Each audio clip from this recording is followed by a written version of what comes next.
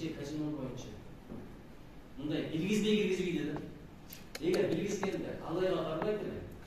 Эреже Түркияга да барбайт болчу. Ошол күнү мындай кийинчерээк киргизип атат да. Бул жак больницада жаткан. Жаткан жеринен азыр кастинг алып келем деп келди. 2 жолу каршы добуш берди. Андан кийин биз баягы канат кирип кеткенден кийин уколуна кеткенибизде дагы бир добуш берди деп туруп ошонусун чалып коюп атат. Берген жок депчи. 2 жолу каршы добуш берди. Биз 100% каршы болдук. Аксакалыбыз ошону доказать этти. Ошон үчүн командабызга эч кызмат болбоду. Рахмат. Кийинки сөз Кадырбеков Нуржигит Кадырбековичке берилет. Ассаламу алейкум. Айман Нуру Кадырбеков. Тура сураныш Куранга, хадиске, динге тиешпей койгулачы. Светтик өлкөбүз дедикпи? Мейли, светтик өлкө катары кетели. Бул жерде илим менен статистиканы карабайлыбы? 100 миңден бир гана адам утат экен, бул статистика. Тактап көрүңүздөр өзүңүздөр. Ойногондордун 3-төн 1-и берилип кеткендер, аялдар болот экен. Лудомания деген оору жайылат экен. Ал ушул ооруга көз карандылык, ушул оюнга. Наркоманияны дарыласа болот дейт, алкоголизм дарыласа болот дейт, бирок лудоманияны дарылай албайт экенсиз. Американы айтып атасыздар. 3-4 миллион адам лудомания менен ооруйт экен. Психотерапевттердин жардамы болбосо жашай албайт экен. 5-8 миллион адам ошондой акыбалга жакындап калыптыр. 30%га жакын үй бүлөлөр ажырашат экен. 80%га жакыны өздөрүн өлтүрүү боюнча ойлонот экен. 60%ы эптеп акча табам деп башка мыйзамбуздарга барат экен. Буларга эмне дейсиздер? Балким статистикаңыз сиздики туура болсо керек. Мен информацияны каяктан алганыңызды билбейм да, источникти. Бирок бүт дүйнө жүзүндө игровой автоматтар 75%-ын утат, 25%-ын уттурат. Казинолорда 75%-дан 80%-га чейин өзү утуп алат, 20%-ын ошол жака келген кишилерге беришке милдеттүү. Ал игровой автоматтардын же болбосо казинонун жазылбаган өзүнүн принциптери бар. Эгерде кишилер утуп албаса, ал аяка бармак эмес да. Бул биринчиси. Экинчиси, биз Кыргызстандын жарандары кирбейт деп атабыз. Сиз азыр Кыргызстандын жарандарынын баарын кыргыз өкмөтү казиного баргыла деп аткандай эле сүйлөп атасыз да. Андай эмес. Андай эмес да, урматтуу коллегалар. Катыштын акчасын алып, саясатка салып, шайлоого катышып. Анан ошону процентке берип, ошонткендерден Кудай сактасын да. Мына кыргыз өкмөтү түздөн түз ошолорго жардам берип атат. Казинодон биздин жарандарды, Кыргыздын жарандарын коргойлу деп.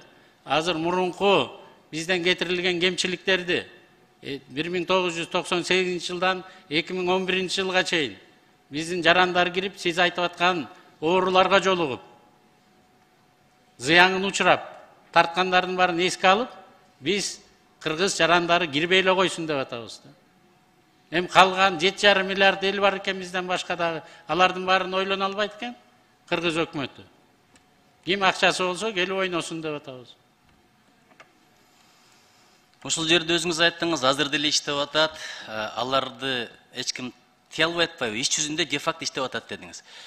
Мыйзам боюнча тыйылган. Эгерде мыйзамда жок нерсе азыр иштеп атса, мыйзам кабыл алынгандан кийин кыргыздар кирбесин дегениңиз менен кантип ошону контролдойсуздар? Азыр мына колуңуздардан келбей атат. Ошо колдон келеби кийин? Мен деле депутат болгом Ишсозовдун.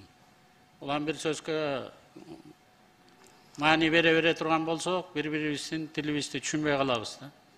Мен айттым, подпольный казинолор азыр дагы иштеп атат деген маалыматтар бар.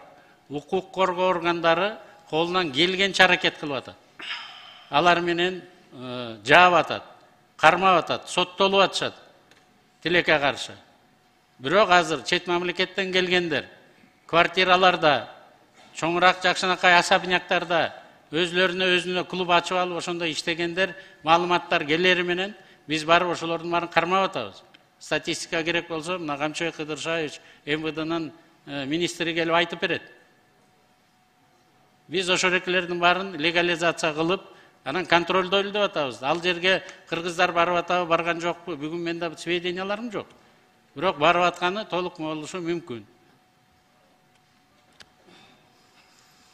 Бирдеген туура эмес экендигинин эки белгиси бар деп коет да, алымдар айтышат. Биринчиси, ошону кылганда жүрөгүң сыгылат, кысылат, кадимкидей кысылат болосуң. Экинчиси, бирөөлөрдүн билишин каалабайсың. Кечээ комитет ушуну жашыруун карады. Эгерде киреш алып келе турган болсо, Кыргызстандын экономикасынын гүлдөп өнүгүүсүнө себеп болсо, социалдык маселелер чече турган болсо, анда эмнеге жашыруун каралып атат бул маселе? Эми урматтуу Нуржигит Кадырбекович, өлкөнүн президенти ачык колдоп атат. Кабинет министрдин төрагасы мен ачык колдоп атам. Биз депутаттарга түртүп коюп, анан акырын түнчүндө кабыл алгыла деген жерибиз жок да. Баарыбыз ачык эле колдоп атпайбызбы? Чын эле Кыргыздын экономикасына пайда алып келе турганына көзүбүз биздики жетти.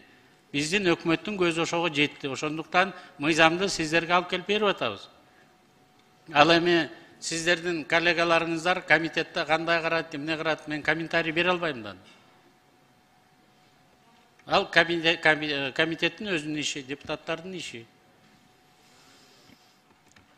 Бирөө айткан экен, мен жакшы эле такып адам болоюн, бирок аял затын жакшы көрөм, кыянаттык кыла берейин дегенде, адам затын данышпан айткан экен.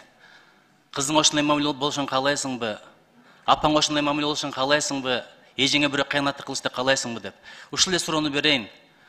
Банкрот болушун, камалышын, үй бүлөсү бузушун каалайт белеңиздер жакындарыңыздардын. Анткени зулумдук узап кетпейт, башка келе турган нерсе. Ким чечим кабыл алса, башка базган болуп тиет. Ушуну Өкмөттүн бир да мүчөсү, өлкөнүн жетекчиси дагы, бир дагы кыргызстандык жаран ошого дуушар болбосун деп бөгөт коюп келип атпайбызбы? Сиздин астыңызга. Ким эле ошону кааласын? Балага сурак жок деп коет экен. Балаң азыр Кыргызстандан ойнобосо, эгерде ошондой тарбия бере турган болсоң, Лондонго барып деле ойнойт да. Бөлөк жерге деле барып ойноп, банкрот кылып жүрүшпөйбү азыр? Андан көрө акыл эсти тарбияны Кудайдан дагы, ошо ата-энелеринен дагы сурайлы. Ким эле өзүнүн кызын, же болбосо өзүнүн аялын, же болбосо баласын банкрот болуп, жалдырап, ушу казиного барып утулсун десин. Адам акылы эси ордунда болсо, өзүнүн үй бүлөсүнө, элине, жерине кызмат кылайын, ошол жерде тынччылык, иман болсун, ынтымак болсун деп айтат экен. Биз дагы ошондой ой менен келип атабыз. Рахмат. Данияр Эрмекович. Микрофон берип койгула. Данияр Эрмекович. Рахмат. Жок. Рахмат. Урматтуу депутаттар, азыр биздин коллегабыздан суроо түштү. Кечээ комитетте жабык эшиктин артында каралды деп. Мен айтып кетейин, биз ачык эле караганбыз. Ошо биринчи кабатта ардамда жөнүк түз эфирде бул көрсөтүлгөн, бирок кандайдыр мезгилде онлайны өчүп калыптыр, биз аны билбедик. Комитет отурганыбызда Дастан Бекешев мага айтты, Данияр Эрмекович мына өчүрүп коюптур деп. Бул технический жактан болду. Микрофондор иштеген, ошол жерде кандайдыр бир пресс-службанын өкүлдөрү отурган. Ошондуктан мен узакмын, буну эч кандай жашырын каралбаган, бул ачык каралган, просто технический жактан ошо онлайн өчүп калыптыр. Бул эми технический. Рахмат. Рахмат.